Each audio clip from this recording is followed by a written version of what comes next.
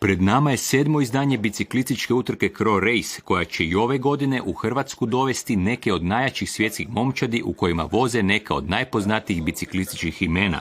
Uz Gerainta Thomasa i Egana Bernala, pobjednike Tour de France iz 2018. i 2019. dolazak je najavio i ovogodišnji pobjednik tura, Danac Jonas Vingegaard. Ove godine Kro Race biti će jači nego ikada. I to u sportskom, a i u medijskom smislu. Dva pobjednika Tour de France iz posljednjih 5 godina već su prijavljena imenom i prezimenom za utrku, a ovogodišnji pobjednik Jonas Vingegaard je u najavi. Ne? Znači, to je vjerojatno najveći sportaši koji su se okupili na jednom sportskom natjecanju.